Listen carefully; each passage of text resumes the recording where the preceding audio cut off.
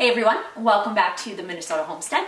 Today we are continuing our discussion of vegetable gardening, and we are specifically focusing in on companion planting with mushrooms. This is something that you don't hear a lot about when you're researching companion planting, but it is an extremely helpful, beneficial, and pretty cool way to improve your vegetable garden. This is something we're going to be utilizing right away when we launch our garden this coming spring. So, what is companion planting with mushrooms? As it sounds, it's just getting mushrooms into your garden.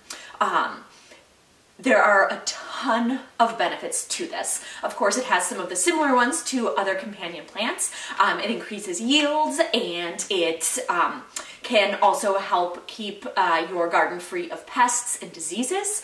Some of the extra things that it does is it's giving you an additional food source. So you're getting mushrooms to eat out of your garden. And one of the most important things it does is it can help build your soil structure, improve your soil. And it can also help with the flow of nutrients. If you know a bit about mushrooms, I'm going to give a very high level thing. You might know about mycelium, which is the network of the actual fungi itself under the ground. When you're actually seeing a mushroom, that is the fruiting body of the fungi. So you actually, whenever you're walking through the forest or whatnot, you are stepping on a ton of fungi that may or may not actually produce a fruiting body, which is the mushroom. This mycelium creates this vast web under the ground, and that actually transmits information, nutrients, water, all kinds of things. So having this mat of mycelium, sometimes people call it the internet of nature, under your garden is super important. It can help bring nutrients and water and things like that to places in the garden that are lacking, and it also helps build up that soil. It increases the health of it, and fungi and mushrooms help with decomposition and things like that. So it's going to help with the natural composting within your garden, making your soil more fertile and healthier. I've learned a ton about this through two different avenues that I'm just going to quickly highlight.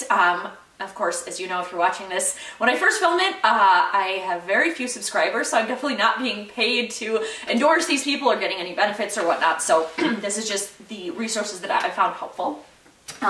The first is I take some courses on herbalism because I'm really interested in how that can help improve our health as a supplement to everything else we already do.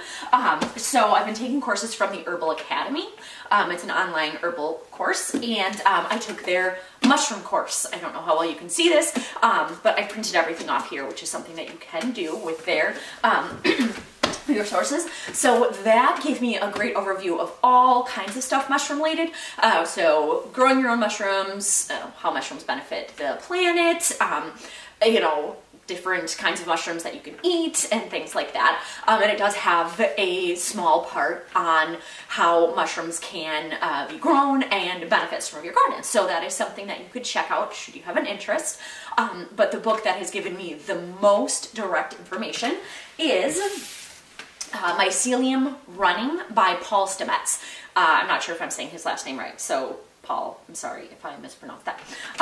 He is basically known as the mushroom expert in the United States, and I think kind of throughout the world as well.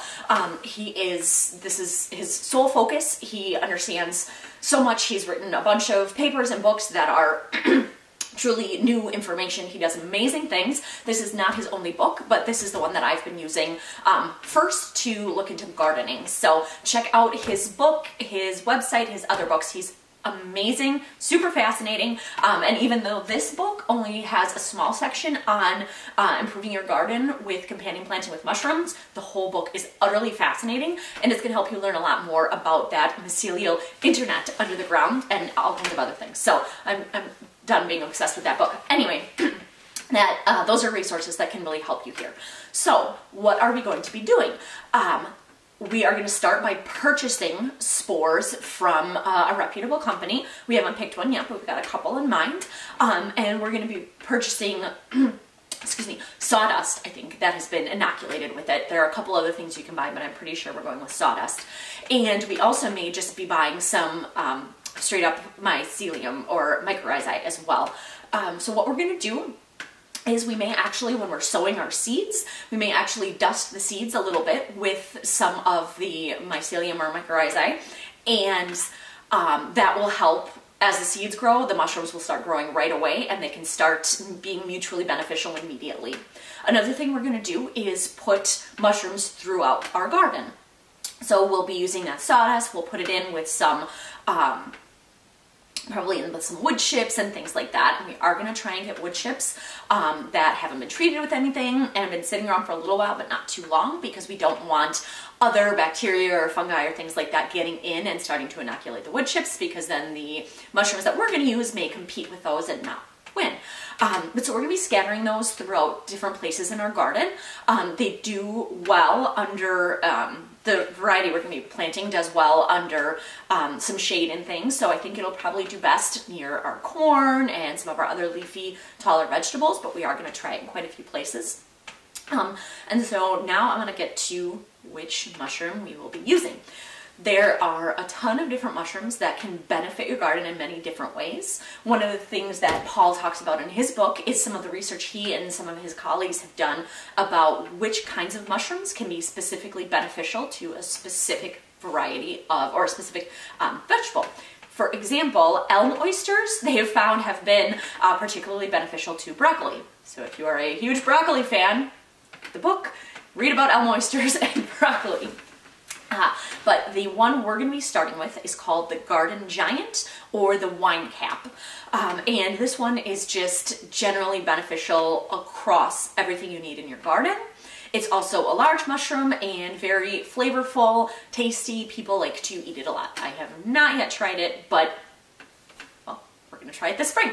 And I hope it is as tasty as others have said it is. But regardless, I believe it's going to be super healthful and helpful for our garden. So that's a quick overview of how we are going to be companion planting with mushrooms. And I will absolutely be keeping you guys along for the journey as we plant with them, as we watch them grow, as we harvest them, and as we look at how our garden is growing and being healthy. So thanks for stopping by with us today. I hope you found this interesting, and even if you've been a long-time veggie gardener with companion planting, maybe this gives you a new idea for what you want to do. So one more time, the resources I talked about today are the Mushroom Course from Herbal Academy, which is an online herbalism company. And the other one was Mycelium Running, M-Y-C-E-L-I-U-M,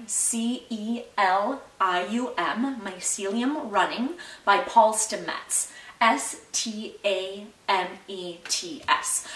So again, hope this was super helpful. I look forward to keeping you informed on how everything goes with our garden, and I appreciate you spending a little time with us at the Minnesota Homestead, and we will catch you next time.